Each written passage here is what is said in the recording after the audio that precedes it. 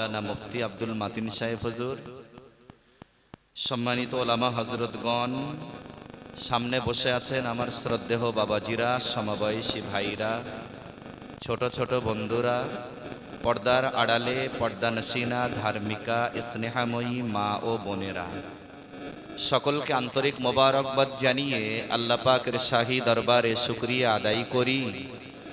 প্রাণ ভরা ভালোবাসা নিয়ে সকলেই একযোগে বলেন আলহামদুলিল্লাহ। বড্ড আস্তে হয়ে গেল না? আর একটু জোরে বলেন আলহামদুলিল্লাহ।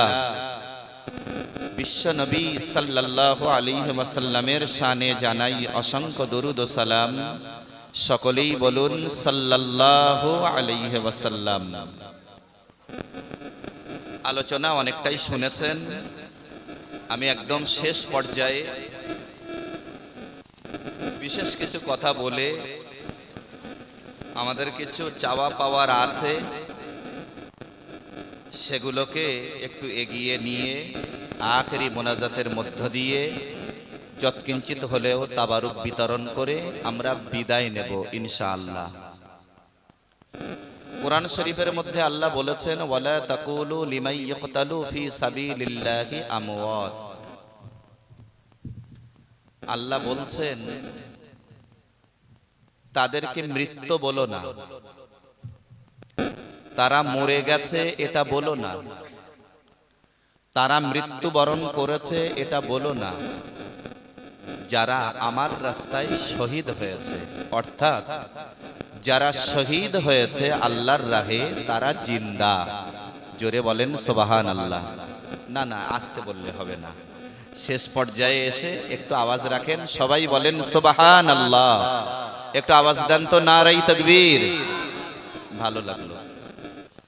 এখন আল্লাহর রাহে শহীদ হওয়া কাকে বলে এবং তারা কারা, এই জিনিসটা বুঝতে হবে। ওই পর্যন্ত কথাটা রেখে আমরা একটু ব্যাকে আসি। নবী করিম সাল্লাল্লাহু আলাইহি ওয়াসাল্লাম বলেছেন, আল মুসলিমু মান সালিম আল মুসলিমুনা মিন লিসানিহি ওয়া ইয়াদিহি। প্রকৃত মুসলমান সেই যার কথা আর কর্ম এমনটা হবে যে আচরণে আর একজন কষ্ট পাবে না, বরং নিরাপদে থাকবে।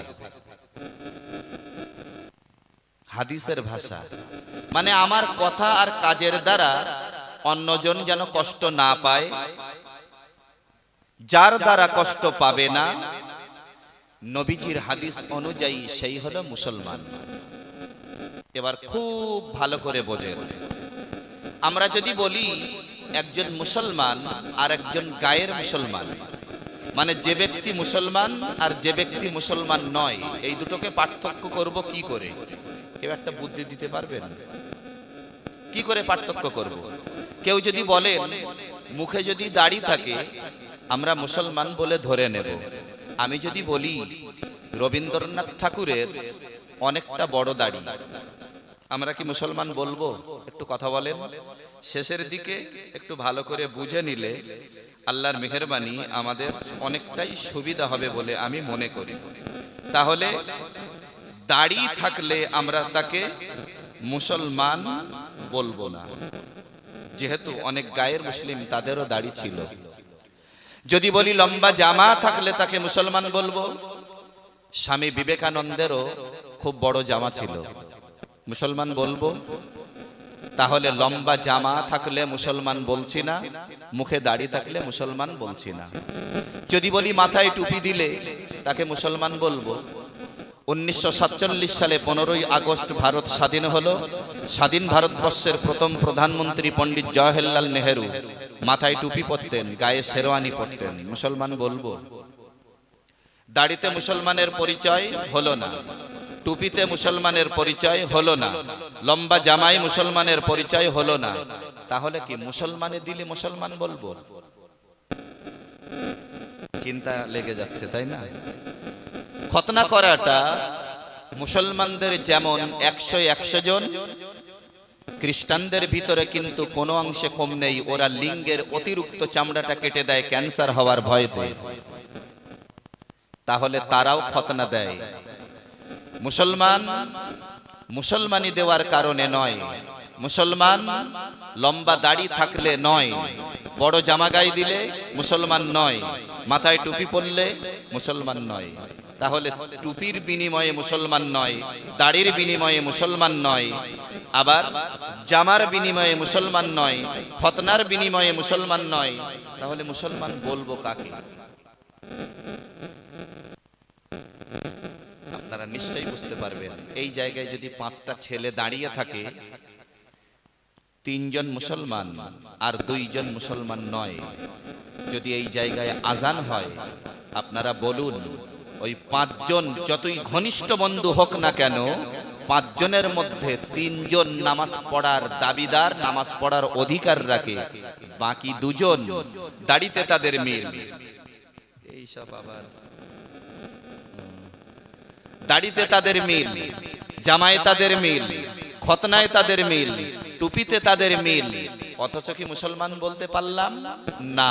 আজান হলো, একটা গোষ্ঠী মসজিদে নামাজের জন্য চলে গেল।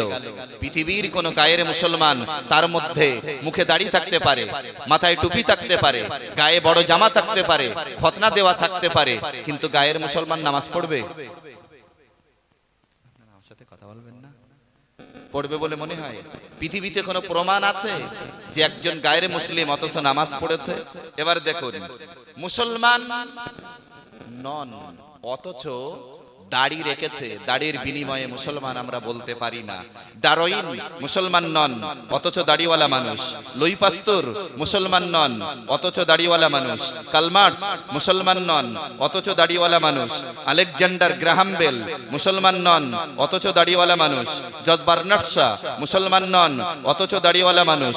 জোহান কেপলার মুসলমান নন অথচ দাড়িওয়ালা মানুষ। গ্যালিলিও মুসলমান নন অথচ দাড়িওয়ালা মানুষ। আলফ্রেড নোবেল মুসলমান নন অথচ দাড়িওয়ালা মানুষ। জোহান গুটেনবার্গ মুসলমান নন অথচ দাড়িওয়ালা মানুষ। রবীন্দ্রনাথ ঠাকুর মুসলমান নন অথচ দাড়িওয়ালা মানুষ। শিবনাথ শাস্ত্রী মুসলমান নন অথচ দাড়িওয়ালা মানুষ। রামকৃষ্ণ পরমহংস মুসলমান নন অথচ দাড়িওয়ালা মানুষ। একজনকেও মুসলমান বলবো? একটু কথা বলে। দাড়ির বিনিময়ে মুসলমান নয়, জামার বিনিময়ে মুসলমান নন, তারপরে টুপি থাকার কারণে মুসলমান নয়, আবার খতনার বিনিময়েও মুসলমান নয়। মুসলমানের জন্যে নবীর ফর্মুলা। আমার ভাইরা, বাবাজিরা, প্রিয় নবী জনাবে রাসূল আরবি সাল্লাল্লাহু আলাইহি ওয়াসাল্লাম তিনি বলেছেন, ক্বালান নবী সাল্লাল্লাহু আলাইহি ওয়াসাল্লাম, বাইনাল আবদি ওয়া বাইনাল কুফরি তারকুস সালাহ, আও কামা ক্বালা আলাইহিস সালাম। নবীজি বলেছেন, বান্দা মুমিন আর বান্দা মুমিন নয়, এই দুটির মধ্যে পার্থক্য হলো নামাজ, নামাজ, নামাজ। বললাম একটু কথা বলেন। কথা তো আমি বলিনি, নবীজি বলেছেন। প্রিয় নবী জনাবে রাসূল আরবি সাল্লাল্লাহু আলাইহি ওয়াসাল্লামের কাছে সুদীর্ঘ 23 বছর ধরে যে কোরআন নাজিল হয়েছে, সেই কোরআনে কারীমের ভিতরে আল্লাহ বলেছেন, ওয়ালা তাকুলু লিমান ইয়াকতালু ফি সাবিলিল্লাহি আমওয়াত। আল্লাহ পাক বলেছেন, আমার রাস্তায় যারা শহীদ হয়েছে ওরা মরে গেছে, এই কথা তোমরা বলো না, বরং তারা জিন্দা। প্রিয় নবী জনাবে রাসূল আরবি সাল্লাল্লাহু আলাইহি ওয়াসাল্লাম কোন একটা দিন নবীজি তার সাথী অর্থাৎ সাহাবীদেরকে জিজ্ঞাসা করলেন, ও আমার সাহাবীরা, তোমরা বলো বলো আল্লাহর রাস্তায় শহীদ বলতে কাদের বোঝো?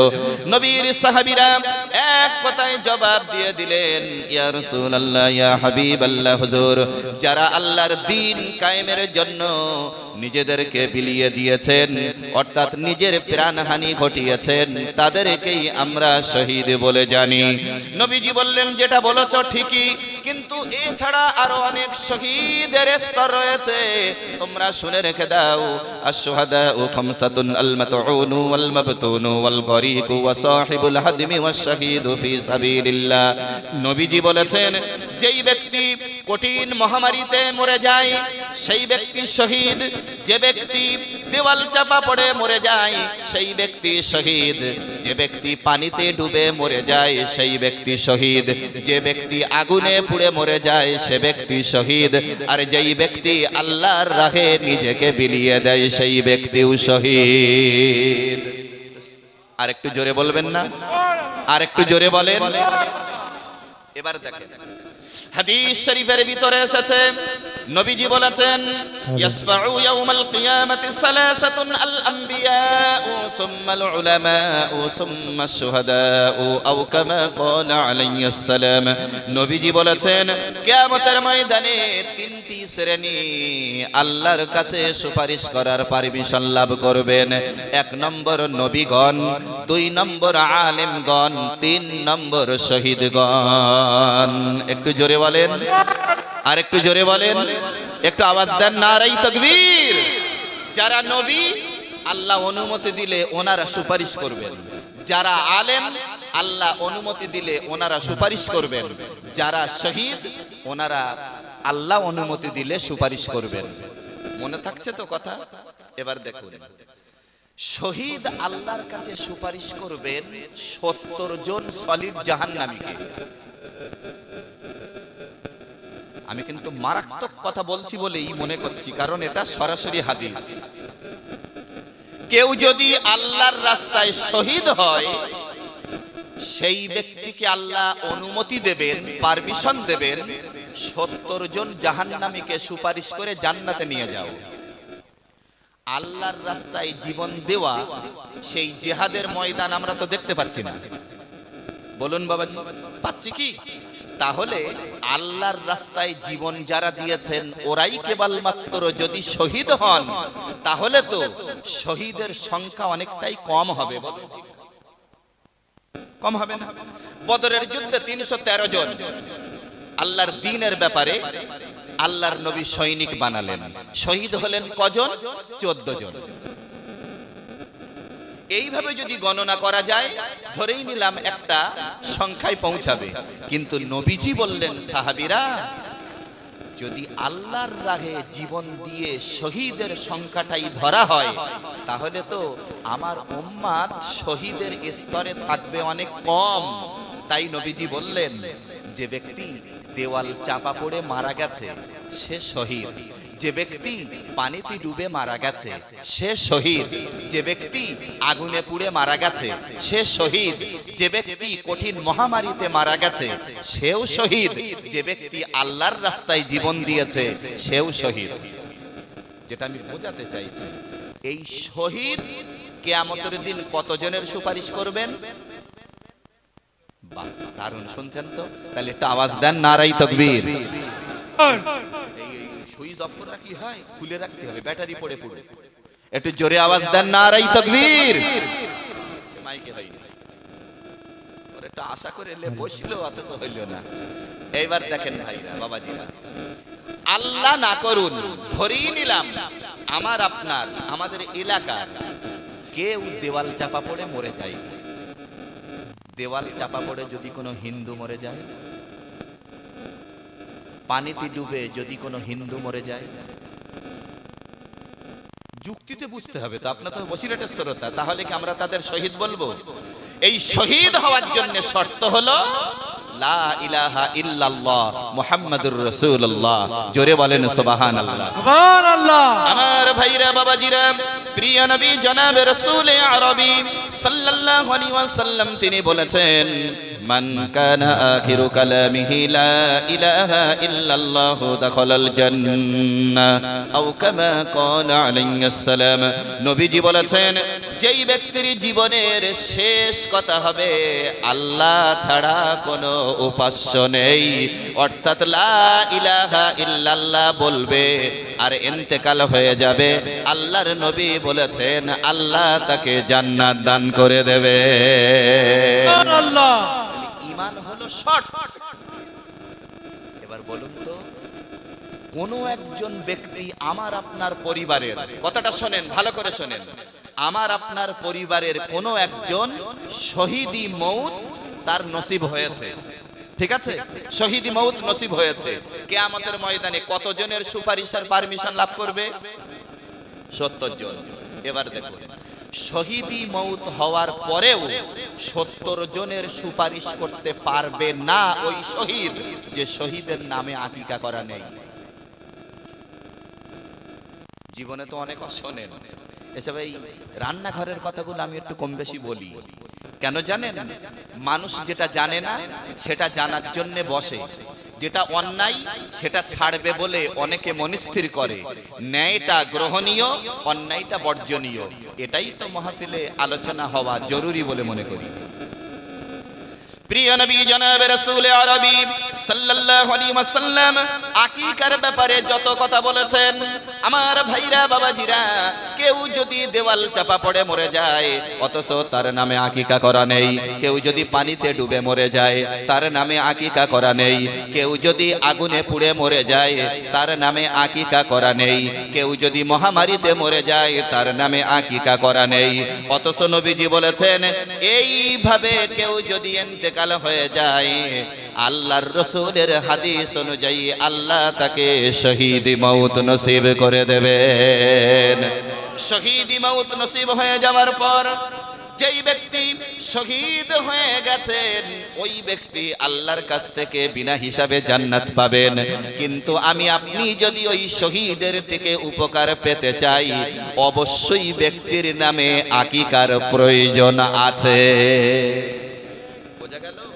দেখুন, কোন ইমাম বলেছেন আকিকা ওয়াজিব, কোন ইমাম বলেছেন আকিকা সুন্নাত, আর নুমান বিন সাবিত ইমামে আযম আবু হানিফা রাহমাতুল্লাহি আলাইহি উনি বলেছেন আকিকা মুস্তাহাব। আকিকা করলে সওয়াব আছে, না করলে গুনাহ নেই, হানাফি মাযহাবের মাসলা। কিন্তু আকিকার ফজিলতটা এত বেশি, হতে পারে মুস্তাহাব কাজ, ফজিলতটা ধরার জন্যই আকিকার জরুরতটা আমরা বুঝতে পারছি। বসিরহাটের বড় মাওলানা আল্লামা বাংলা রুহুল আমিন রাহমাতুল্লাহি আলাইহি তিনি আকিকার মাসলার ভিতরে লিখেছেন, কোন মানুষের যদি পুত্র সন্তান হয় একটা, ওই পুত্র সন্তানের নামে দুটো আকিকা করা লাগবে, আর যদি কন্যা সন্তান হয় একটা করলেই হয়ে যাবে। কিন্তু দুটো আকিকা করার মতো সুযোগ যদি তার না থাকে, সামর্থ্য যদি না থাকে, পারলে একটা হলেও করবে, কিন্তু আকিকা না করে দূরে সরে থাকবে না। বোঝা গেছে?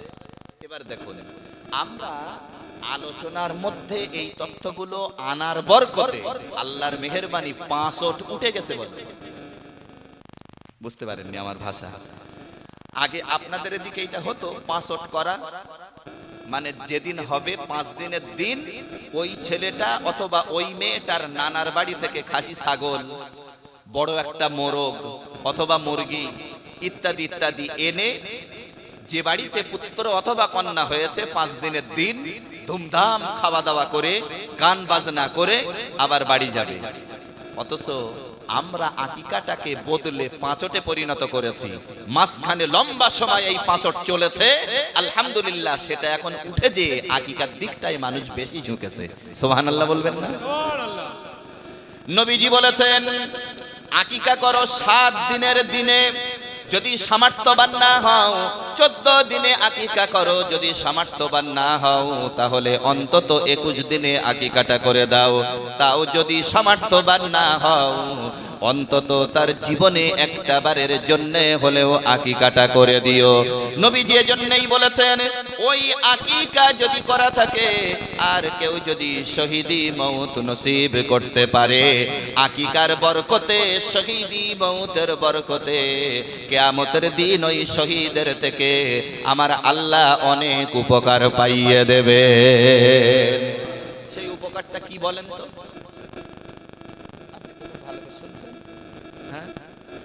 সেই উপকারটা কি? 70 জন সলিড জাহান্নামীকে ওই শহীদ সুপারিশ করে আল্লাহর জান্নাতে নিয়ে যাওয়ার পারমিশন লাভ করবেন।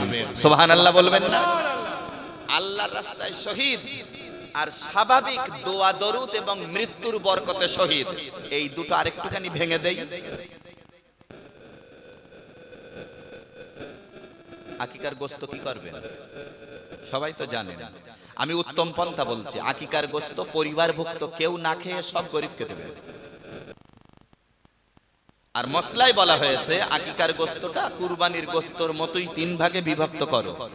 1 ভাগ নিজের জন্য রাখো, 1 ভাগ আত্মীয় স্বজনকে দাও, আর 1 ভাগ গরিব প্রতিবেশী যারা তাদেরকে দাও। আম্মা জান আয়েশা সিদ্দিকা রাদিয়াল্লাহু তাআলা আনহা, তার কাছ থেকে বিশ্ব নবীর কাছে প্রশ্ন চলে গেল।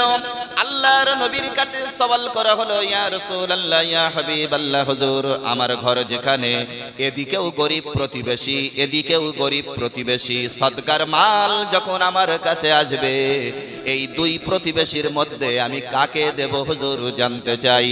নবীজি বললেন, ইন্নানি জারাইনি ফাইলা আইয়িহিমা উহদি ক্বালা ইলা আকরাবিহিমা মিনকা বাবা আও কামা ক্বালা আলাইহিস সালাম। নবীজি বললেন, 2 জন প্রতিবেশীর মধ্যে যার ঘরের দরজা তোমার ঘরের কাছাকাছি, আগে তাকে দাও। চিন্তা করেছেন এইটা? কোরআন নেন, বিশ্ব নবী সাল্লাল্লাহু আলাইহি ওয়াসাল্লামের কাছে সাহাবী আমর বিন জামু রাদিয়াল্লাহু আনহু সওয়াল করলেন, ইয়াসআলুনাকা মাযা ইউনফিকুন, হুজুর আমি আল্লাহর রাহে কোন জিনিস কোথায় ব্যয় করব? সাহাবীর প্রশ্ন। রাসূল করিম সাল্লাল্লাহু আলাইহি ওয়াসাল্লাম বললেন, কুল মা আনফাকতুম মিন খায়রিন। আল্লাহর নবীর কাছ থেকে আমার আল্লাহ পাকের নবীর সাহাবী শুনে নিলেন কথাটা আল্লাহর। ইয়াসআলুনাকা মাযা ইউনফিকুন, লোকেরা আপনাকে প্রশ্ন করে তারা কোন জিনিস কোথায় ব্যয় করবে।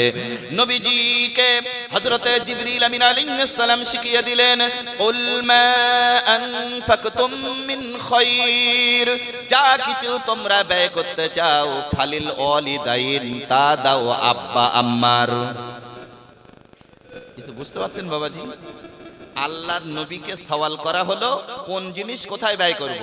আল্লাহ জবাব দিয়ে দিলেন, কুল, ও নবী আপনি বলুন, মা আনফাকতুম মিন খায়র, যা কিছু তোমরা ব্যয় করতে চাও, ফালিল ওয়ালিদাইন, তা দাও মা বাপের, ওয়াল আকরাবিন, নিকট আত্মীয়দের, ওয়াল ইয়াতামা, এতিমদের, ওয়াল মাসাকিন, মিসকিনদের, ওয়াবনিস সাবিল, এবং আল্লাহর রাস্তায় মুসাফির যারা তাদেরকে দাও। সুবহানাল্লাহ বলবেন না? এই ব্যাখ্যার উপরে আমি একটা লম্বা সময় অস করি, আমি ওইদিকে যাচ্ছি না। তাহলে পুত্র সন্তান হলে কটা কুরবানি করা লাগবে? মানে আকিকা, একটু কথা বলুন, কটা? 2। কন্যা হলে 1টা। জানেন অজ্ঞতার যুগে যখন কোনো কন্যা সন্তান জন্মগ্রহণ করত, বিআইয়ি যামবিন কুতিলা, কোন অপরাধে তাদেরকে মারা হচ্ছে, তার মানে হলো আতুর ঘরে আছাড় দিয়ে কন্যাকে মেরে দিত। আমার ভাইরা বাবাজিরা, সাইটে যাব না, লম্বা ঘটনায় যাব না। আল্লাহর রাস্তায় শহীদ কাকে বলে? আমি ধরি নিলাম ওই যে ছেলেটা বসে রয়েছে, ওই রকম 2টো ছেলে, একজনের নাম মাআজ আর একজনের নাম মাওয়াজ। হাদিস শরীফের ভিতরে এসেছে, এই 2 জন এক মায়ের ছেলে, এরা মায়ের সামনে দাঁড়িয়ে আছে। এক পর্যায়ে মা বলেছেন, ও বাবারা, আর দেরি নয়, দেরি নয়, আল্লাহর নবী জিহাদের ডাক দিয়েছেন, তোমরা জিহাদের ময়দানে যাও। 2 জন তরুণ জিহাদের ময়দানে যাওয়ার জন্য তৈরি। এমন সময় মা বলে দিয়েছেন, ও ছেলেরা জিহাদের ময়দানে যাবে আল্লাহর দ্বীনের জন্য, আল্লাহর রাসূলের জন্য শহীদ হয়ে যাবে, তোমাদের বাড়ি আসা লাগবে না, যাও আল্লাহর জন্য নিজের জীবনটা বিজাড় করে দাও, নিজের জীবনটা উজাড় করে দাও। 2 জনে নবীর সামনে হাজির।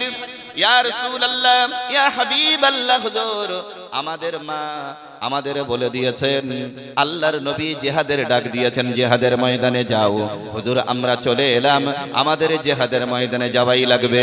আল্লাহর নবী দেখলেন এরা 2টোই তো ছোট, কেমনে এদের জিহাদের ময়দানের জন্য পারমিশন দেব? এমন সময় আল্লাহর নবী দেখলেন ওই 2 জন কেঁদে যারে যার হয়ে যায়। ইয়া রাসূলুল্লাহ, ইয়া হাবিবাল্লাহ, হুজুর আমাদের মা আমাদেরকে বলে দিয়েছেন জিহাদ জিহাদের ময়দানে যাওয়ার জন্য। হুজুর গো অনুমতি দেন, আমাদের মা আমাদেরকে আর জীবিত অবস্থায় গ্রহণ করবেন না, জিহাদের ময়দানের জন্য অনুমতি দিয়ে দেন। আল্লাহর নবী বললেন, তোমরা দুজনেই তো ছোট, জিহাদের ময়দানের জন্য কেমনে অনুমতি দিতে পারি? তাহলে একটা কাজ করো, দুইজনে লড়াই করো। তোমরা দুইজনে লড়াই লাগো, দুইজনের মধ্যে যার গায়ে বল বেশি, যার গায়ে শক্তি বেশি, যে শক্তিতে সবল, তাকেই জিহাদের ময়দানের জন্য অনুমতি দিয়ে দেব। আমার ভাইরা বাবাজিরা, হযরতে মাআজ বড় আর মাওয়াজ ছোট, সঙ্গে সঙ্গে ছোট ভাইটা বড় ভাইয়ের কানে কানে বলেছেন, ভাই তুমি যখন আমাকে ধরবে আমি তো তোমার সঙ্গে শক্তিতে পেরে উঠবো না, তবে ভাই গো আমি পড়ে যাবার পর যখন তোমাকে ধরবো, ইচ্ছা করে হলেও পড়ে যেও, তা না হলে আল্লাহর নবী আমাকে অনুমতি দেবেন না। হযরতে রাসূল তাদের ভাব বুঝতে পারলেন, দুজনকেই অনুমতি দিয়ে দিলেন, বদরের প্রান্তরে হাজির হয়ে গেলেন। এক পর্যায়ে হযরতে আব্দুর রহমান বিন আউফ বলেন, আমি এই দুইজনকে দেখে বড় বিরক্তি অনুভব করলাম, এই বিরাট বদরের প্রান্তরে এই দুইজন ছোট ছেলে কেন আসলো? যে ময়দানে রয়েছে আবু জাহেলের মতো পালোয়ান, যে ময়দানে রয়েছে আবু লাহাবের মতো পালোয়ান, যে ময়দানে আরো বড় বড় সব পালোয়ানেরা এসেছে, সেই জায়গায় এই দুই ছেলে কেন আসলো? এমত অবস্থায় হযরতে আব্দুর রহমান বিন আউফ বলেন, তারা আমার কাছে চলে এসেছে এবং জিজ্ঞাসা করেছে, চাচাজি আমরা মদিনার আনসারের ছেলে, আমরা শুনেছি আল্লাহর নবীকে মক্কার জীবনে সবচেয়ে বেশি কষ্ট দিয়েছে আবু জাহেল নামক লোকটা, ওই লোকটা কোথায় আমরা তো চিনি না, আল্লাহর হস্তে লোকটাকে দেখিয়ে দেন। হযরতে আব্দুর রহমান বিন আউফ বলেন, আমি তাদের কথা শুনে অবাক হয়ে গেলাম, এই দুইজন ছোট ছেলে এরা কেন আবু জাহেলের খোঁজ করে? এমন সময় আমি তাদেরকে দেখিয়ে দিলাম, ও মাআজ আর মাওয়াজ, ওই যে দূরে দেখা যায় উটের পৃষ্ঠে বসে আছে, ওই হলো আবু জাহেল। হযরতে আব্দুর রহমান বিন আউফ বলেন, আমি দেখছি হযরতে মাআজ আর মাওয়াজ দুইজন আল্লাহু আকবার আল্লাহু আকবার আল্লাহু আকবার বলতে বলতে তারা এগিয়ে চলেছে। এক পর্যায়ে আবু জাহেলের সামনে তারা দাঁড়িয়ে গেছে, আবু জাহেল উটের পৃষ্ঠ থেকে নেমেছে। এক পর্যায়ে দেখা গেল আবু জাহেল নিজের তরবারি শক্ত করে ধরে হযরতে মাআজের বাম হাতের পরে কোপ দিয়েছে, একটা কোপ মেরেছে, একে কোপে হযরতে মাআজের বাম হাতটা কেটে ঝুলে পড়েছে, কিন্তু বগলের চামড়ার সাথে এতটুকু বেঁধে রয়েছে। হযরতে আব্দুর রহমান বিন আউফ বলেন, আমি অবাক হয়ে গেলাম, আমি দেখতে পাচ্ছি হযরতে মাআজ যখন সামনের দিকে অগ্রসর হচ্ছে, এমন সময় ওই কাটা ঝুলে থাকা হাতটা বারবার তাকে বাধা সৃষ্টি করছে, অথচ আবু জাহেল উটের পিঠ থেকে নিচেই নেমেছে। এক পর্যায়ে আমি দেখতে পেলাম হযরতে মাআজ তার কাটা চামড়ার সাথে ঝুলে থাকা হাতটা পায়ের তলে চেপে ধরেছে, আল্লাহু আকবার বলে গর্জন মেরেছে, নিজের কাটা চামড়ার সাথে ঝুলে থাকা হাতটা আল্লাহু আকবার বলে এক টানে ছিঁড়ে ফেলে দিয়ে ডান হাতের তরবারি দিয়ে আবু জাহেলকে দুনিয়া থেকে চিরতরে বিদায় করে দিয়েছে। আল্লাহ কার দ্বারা কি করাবেন পৃথিবীর আমরা কেউ তা জানি। আল্লাহ যাকে ইচ্ছা তাকে দিয়ে আমার আল্লাহ দ্বীনি খেদমত নিতে পারেন। এরা আল্লাহর রাহে শহীদ, মানে আল্লাহর দ্বীন কায়েমের জন্য শত্রুদের সামনে পড়েছে আর তাদের তরবারির আঘাতে দুনিয়া থেকে বিদায় হয়ে গেছে, এরা হলো শহীদ। এদেরকে মৃত্যু বলো না। অনুরূপ নবীজি বলেছেন, এই পাঁচটা বৈশিষ্ট্যের উপরে যদি কেউ ইন্তেকাল করে তারাও হবে শহীদ। ঠিক তার পাশাপাশি নবীজি আরো বলেছেন, ভালো মৌতের আরেকটা লক্ষণ হলো, যখন কোনো মানুষের ইন্তেকাল হতে যাচ্ছে তার কপালের উপরে প্রচন্ড ঘাম। তাই বলে যার কপালের উপরে প্রচন্ড ঘাম নেই তার মৃত্যুটা দুর্ভাগ্যজনিত মৃত্যু, এটাও আমরা বলবো না, কিন্তু লক্ষণটাকে নবীজি কিছুটা ইঙ্গিত দিয়েছেন। পাশাপাশি বৃহস্পতিবার মাগরিবের নামাজের সাথে সাথে সূর্য ডুবে যাচ্ছে, একটা মানুষের ইন্তেকাল হলো, অথবা বৃহস্পতিবার দিন পার হলো, শুক্রবারই ও রাতে প্রবেশ করেছে, এখান থেকে যতক্ষণ পরের দিন মাগরিব না আসছে এর মধ্যে যদি কারোর ইন্তেকাল হয়ে যায়, আর সূরা হাশরের শেষ 3 আয়াত যদি পড়া থাকে, সূরা হাশরের শেষ 3 আয়াতটা আপনাদের মুখস্থ আছে, অনেকের আছে, 28 পারা সূরাতুল হাশর এর শেষ 3 আয়াত কোথা থেকে? আউযু বিল্লাহি মিনাশ শাইতানির রাজীম, বিসমিল্লাহির রহমানির রহিম। এটা আমি পড়লাম, কিন্তু বলা হয়েছে যদি কেউ শহীদি মৌত নসিবে ঘটাতে চায় ফজরের নামাজের পরে আর এশা অথবা মাগরিবের নামাজের পরে, মানে দিনের শুরু আর রাতের শুরুতে এইটা পড়বে, আউযু বিল্লাহিস সামিউল আলিম মিনাশ শাইতানির রাজীম 3 বার। আবার শুনেন, আউযু বিল্লাহিস সামিউল আলিম মিনাশ শাইতানির রাজীম, দুবার বললাম, আউযু বিল্লাহিস সামিউল আলিম মিনাশ শাইতানির রাজীম, 3 বার হয়ে গেল। হুয়াল্লাহুল্লাযী লা ইলাহা ইল্লা হুয়া আলিমুল গায়বি ওয়াশ শাহাদা হুয়ার রহমানুর রহিম। হুয়াল্লাহুল্লাযী লা ইলাহা ইল্লা হু الملك القدوس السلام المؤمن المهيمن العزيز الجبار المتكبر سبحان الله عما يشركون هو الله الخالق البارئ المصور له الأسماء الحسنى يسبح له ما في السماوات والأرض وهو العزيز الحكيم। কতটুকু বলুন তো বাবাজি? এটা যদি মুখস্থ করে নিয়ে ফজরের নামাজের পরে আর মাগরিবের নামাজের পরে পড়ি, আর আল্লাহ যদি জুমার রাতে অথবা দিনে ইন্তেকাল দেন, আল্লাহ তাকে শহীদি মওত দান করে দেবেন। সুবহানাল্লাহ বলবেন। প্রিয় নবী জনাবে রাসূল আরবি সাল্লাল্লাহু আলাইহি ওয়াসাল্লাম আরো বলেছেন, সাহাবী হযরত আবুল মুনজার রাদিয়াল্লাহু আনহুকে আল্লাহর নবী জিজ্ঞেস করলেন, ওগো আবুল মুনজার, তুমি কি বলতে পারো আল্লাহর কাছে সর্বাপেক্ষা উৎকৃষ্টতম আয়াত কোনটা? হযরত আবুল মুনজার বললেন, হুজুর সেটা হলো আয়াতুল কুরসি। নবীজি বললেন, যেই ব্যক্তি প্রত্যেক ফরজ নামাজের পরে, তার মানে হলো দৈনন্দিন জীবনে 5 ওয়াক্ত নামাজ ফরজ, সকাল বেলা অর্থাৎ ভোরের বেলা এটাকে বলা হয় ফজর, দুপুর বেলা এটাকে বলা হয় যোহর, বিকেল বেলা এটাকে বলা হয় আসর, সন্ধ্যা বেলা এটাকে বলা হয় মাগরিব, আর একটু রাত আসতে না আসতেই যেটা সেটাকে বলা হয় ইশা, আর গভীর রাতের নামাজ হলো তাহাজ্জুদ নামাজ, ওটা 5 ওয়াক্তের বাইরে। নবীজি বলেছেন, প্রত্যেক 5 ওয়াক্তের ফরজ নামাজের পরে যে ব্যক্তি আয়াতুল কুরসি পড়বে, ওই ব্যক্তির ইন্তেকালের পরে কিয়ামতের দিন তার প্রতি আল্লাহর দয়া হবে একটাই, ওই ব্যক্তিকে আমার আল্লাহ জান্নাত দান করে দেবে। ভাইরা, এই যে কথাগুলো আমি বললাম, এই সব আমলগুলো শিখতে আমার মনে হয় 1 সপ্তাহ লাগবে। আমি কি খুব ভুল বলেছি? সূরা হাশরের শেষ 3 আয়াত এতটুকু, আয়াতুল কুরসি বলেন এতটুকু, 6টা-7টা লাইন। সূরা হাশরের শেষ 3 আয়াত, 6টা-7টা লাইন।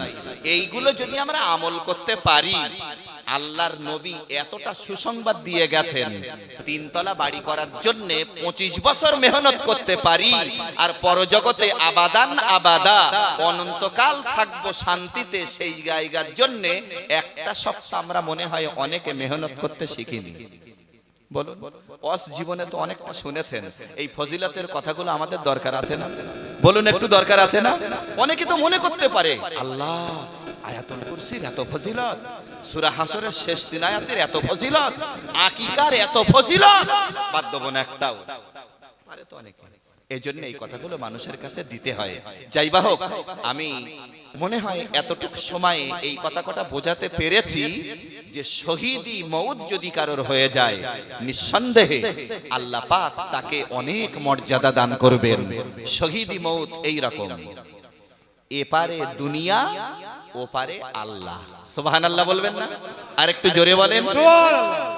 আল্লাহর কোন শহীদ অথবা কোন একজন ঈমানদারির যখন ইন্তেকাল হয়ে যাবে, ওই ইমানদারের অথবা শহীদকে জান্নাতি বান্দাদেরকে যখন আল্লাহ হাসরের ময়দানে ওঠাবেন, জান্নাতের ভিতরে যখন তাদেরকে নিয়ে যাবেন, আল্লাহ কোরআনে বলেছেন ওয়াসিকাল্লাযীনা তাকাউ রাব্বাহুম ইলাল জান্নাতি যুমারা। জান্নাতি যারা হবেন তাদেরকে হাঁকানি দিয়ে দিয়ে আদর করে করে আল্লাহর জান্নাতের দরজায় তাদেরকে নিয়ে যাওয়া হবে। আর যেই জান্নাতের দরজায় নিয়ে যাওয়া হবে, সঙ্গে সঙ্গে ফেরেশতারা তাদেরকে লক্ষ্য করে বলবেন ওয়াল মালাইকাতু ইয়াদখুলুনা আলাইহিম মিন কুল্লি বাব। চতুর্দিক থেকে ফেরেশতারা আসবে সম্মাননা জানানোর জন্য। সুবহানাল্লাহ। আরেকটু জোরে বলেন সুবহানাল্লাহ। আমরা দেখেছি এই স্টেজে যদি একজন এমএলএ, এমপি অথবা জনপ্রতিনিধি কেউ যদি আসে, কর্তৃপক্ষ তাকে স্বাগত জানানোর জন্য হাতে ফুলের তোড়া উঠিয়ে দেয়, অথবা ব্যাজ পরিয়ে দেয়, অথবা মিষ্টান্ন কিছু দেয়। আল্লাহর জান্নাতীরা যখন জান্নাতের দরজায় যে দাঁড়াবেন, সঙ্গে সঙ্গে আল্লাহর ফেরেশতারা তাদেরকে স্বাগত জানাবেন আর বলবেন কি সালামুন আলাইকুম বিমা সাবারতুম ফানি'মা ওয়াকবাদ্দার। একটু জোরে বলেন সুবহানাল্লাহ। আল্লাহ বলবেন তোমাদের উপরে শান্তি বর্ষিত হোক। সুবহানাল্লাহ বলেন। কেন? তোমরা দুনিয়ায় সবর করেছিলে। এই প্রসন্ন কাটি গাজীপাড়া, এখানে কি এই কটা মানুষ? আপনারা বলুন আরো মানুষ আছে, কিন্তু আপনারা ধৈর্যের পরীক্ষা দিচ্ছেন কখন থেকে? রজব আলী ভাই উঠেছিল কটায়? 8টায় না? না, 7:30, 6:30। সেই 6:30 থেকে আপনারা ধৈর্যের পরীক্ষা দিচ্ছেন। মাজালিসুল ইলম হিয়া রাউদাতুম মিন রিয়াদিল জান্নাহ। যেখানে কোরআন হাদিসের আলোকে আলোচনা হয়, সেটা আল্লাহর জান্নাতের টুকরায় পরিণত হয়ে যায়। এই জান্নাতের টুকরায় আসার ভাগ্য আবার অনেকের হয় না। জানেন, যতক্ষণ বসে আছেন নবীজির হাদিস অনুযায়ী প্রতিটা শ্বাস প্রশ্বাসের বিনিময়ে আমার আল্লাহ 10টা করে নেকি দান করছেন। সুবহানাল্লাহ বলবেন না? আর একটু জোরে বলেন, একটু আওয়াজ দেন নারায়ে তাকবীর। ভাইরা, বাবাজিরা, কথা তো অনেক বেড়ে যাবে, কিন্তু 12:30টার মধ্যে আমাদের আলোচনা শেষ করতে হবে। যে কটা কথা বলেছি নিশ্চয়ই বুঝেছেন। এটা আজকে থাক, আল্লাহ যদি চান অন্যদিন হবেন। এ আবার একটু অনেকটা না, একটা ভালো কথা বলেছেন যে আল্লামা সাঈদী সম্পর্কে কিছু বলার অনুরোধ করছি। আহারে, সত্যি সত্যি একজন খ্যাতনামা মুফাসসিরে কোরআন এবং আল্লাহর ওলি মানুষ। এক কথাই বলছি, আল্লাহ পাকের একজন ওলি। ওলি মানে তো বন্ধু। আমরা তো মনে করি যে পীর বলতে তাদেরকেই বুঝি যারা এই গ্লাসে পানি আছে, গ্লাসের পানিটা ধরে রাখতে রাখতেই পানি শূন্য হয়ে যাবে। একটা লোক এইটাকে পানি শূন্য করে দেয় মানুষের কাছে ধাঁধা দেখিয়ে, তাদেরকে বলি জাদুকর। বুঝতে পারেননি? দেখা যাচ্ছে 8টা 10টা ডিম একসাথে খেয়ে ফেলছে, অথচ কোথায় যে যাচ্ছে আল্লাহই ভালো জানেন। অথচ আল্লাহর ওলিদের কেরামতি আর জাদুকরদের জাদু, একটা হলো ধাঁধা আর একটা হলো সত্যতা। সুবহানাল্লাহ, সুবহানাল্লাহ। আর নবীদের হয় মুজিজা। এসব পার্থক্য অনেকটাই আছে। সম্পূর্ণ ডিপ হাদিসের মধ্যে ঢুকতে হবে। সাধারণ শ্রোতার কাছে এই কথাগুলো বললে না অনেক সময় অনেকে নিতে পারে না। কিন্তু যে কথাগুলো আমি বলেছি, বলুন সবার জন্য সহজ না? আল্লাহর ওয়াস্তে কোন সন্তানের নামে যদি আকিকা করা না হয়, খুব চেষ্টা করব আকিকাটা করতে। 1 2 নম্বর কথা হলো এই যে 5 প্রকার শহীদ, সেইটা আমরা কোন মৃত্যু মানুষকে সমালোচনা করব না। কারণ নবীজি বলেছেন ইদা হাদারাতুমুল মারিদ আবিল মাইয়িতা ফাকুলু খায়রান ফাইন্নাল মালাইকাতা ইউআমিনুনা আলা মা তাকুলুন। ইদা হাদারাতুমুল মারিদ, যখন তোমরা কোনো অসুস্থ ব্যক্তির কাছে উপস্থিত হবে, আবিল মাইয়িতা, এবং মৃত্যু ব্যক্তির কাছে উপস্থিত হবে, ফাকুলু খায়রান, তোমরা তখন কথা বলো ভালো ভালো কথা। তার কারণ মন্দ যদি বলো আর ভালো যদি বলো, ভালো মন্দ যেটাই বলবে তার উপরে আল্লাহর ফেরেশতারা আমিন বলে। কত বড় মারাত্মক কথা! এই জন্য যারা ইন্তেকাল হয়ে কবরে চলে গেছে, আমরা তার সমালোচনামূলক কোনো কাজ যদি দুনিয়াতে থাকেও ইন্তেকালের পরে আর তার সমালোচনা করব না। আল্লাহ যারাই দুনিয়া ছেড়ে পরজগতে চলে গেছেন, কবর জগতে, আল্লাহ সকলকে যেন জান্নাতে জায়গা করে দেন। বলুন আল্লাহুম্মা আমিন। আর একটু জোরে বলুন আল্লাহুম্মা আমিন।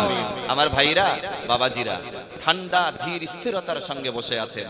একদম শেষ পর্যায়ে আমাদের একটুখানি আমি আপনাদের কাছে বলবো, আল্লাহর ওয়াস্তে বলুন, এই যে আকিকার কথা, 5 প্রকার শহীদের কথা এবং শহীদি মউত আল্লাহর রাহে আর স্বাভাবিক ইন্তেকালে, এই জিনিসগুলো জানা কি হতো এই মাহফিলটার আয়োজন না হলে? তাই মেজলা হুজুর পীর কেবলা রাহমাতুল্লাহি আলাইহি তিনি বলেছেন, আবু জাফর সিদ্দিকী আল কুরাইশি হুজুর বলেছেন, যদি মাদ্রাসায় পড়ার বয়স থাকে তাহলে মাদ্রাসায় পড়ো, আর বয়স যদি না থাকে জেনে রেখো মাহফিল গুলোই হলো বড়দের শিক্ষালয়। সুবহানাল্লাহ বলবেন না? এজন্য প্রতি বছর এটা হয়, প্রতি বছর এটা হোক, আমরা চাই। আল্লাহ তৌফিক দিন। বলুন আল্লাহুম্মা আমিন। একটা হাদিস বলবো, মুমিনের জন্য একটা হাদিস যথেষ্ট। আল্লাহ বলেছেন, আল্লাহ ক্বাল আল্লাহু তাআলা আনফিক ইয়া ইবনা আদম উনফিক আলাইকা। এটা হাদিসে কুদসি, মাওলানা বসে আছেন। 863টা হাদিসে কুদসি, 863টার মধ্যে একটা হাদিস হলো আল্লাহ বলছেন, হে আদম সন্তান, দান করো তুমি, তোমাকে দান করব আল্লাহ আমি। সুবহানাল্লাহ বলবেন না? আরো জোরে বলবেন না? আল্লাহ যেন হাত ধরে বলছেন, এই বান্দা তুই দান কর, আমি আল্লাহ তোরে দেব। এর থেকে বড় কথা আর কি হতে পারে? এজন্য আল্লাহ যাদের সামর্থ্য দিয়েছেন, দেখুন যত যাই করি না কেন আমার হিসাব আমাকেই দিতে হবে। আমি দান করব, আল্লাহ পাওনাটা আমাকে দেবেন। আব্বা মার নামে দান করব, আল্লাহ পাওনাটা তাদেরকে দেবেন। এই জন্য মনটাকে খুব বড় করে, হিম্মত করে আল্লাহর ওয়াস্তে আমি আপনাদের কাছে একটুখানি বলবো, আল্লাহর ওয়াস্তে এই প্রতিশ্রুতিটা আপনাদেরকে দিতে হবে। আমি আশাবাদী সবাই আমাদের ভালোবাসার মানুষ।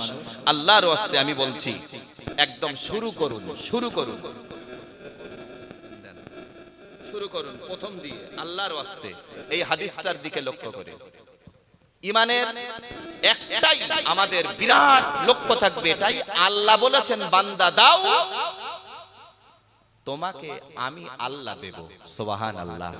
এই একটা কথার উপরে ইমানকে মজবুত করে আল্লাহর ওয়াস্তে একটু বলুন, 100 কেজি চাউল লাগবে, 100 কেজি, 25 কেজি চাউলের প্যাকেট একটা লোক দিতে পারবেন? একটু আল্লাহর ওয়াস্তে তাড়াতাড়ি সাড়া দেবেন। 25 কেজি চাউল আল্লাহর ওয়াস্তে একজন একটু বলেন। 4টে লোক, 4 25 100, একটু বলেন আল্লাহর ওয়াস্তে কে আছেন? আল্লাহর বান্দা, ভাগ্যবান। আল্লাহর ওয়াস্তে মনটাকে বড় করে আগামী বছর এই মাহফিলটাকে সাজাতে যেগুলো আমাদের প্রয়োজন, একটা লোক একটু বলেন 25 কেজি চাউল দেবেন। আপনি দেবেন? নবী বলেছেন, তুতিমুত তাআম, মানুষকে খেতে দাও, এটা উত্তম কাজ। সুবহানাল্লাহ, সুবহানাল্লাহ। 25 কেজি চাউল দেওয়ার মতো একটা লোক একটু বলেন।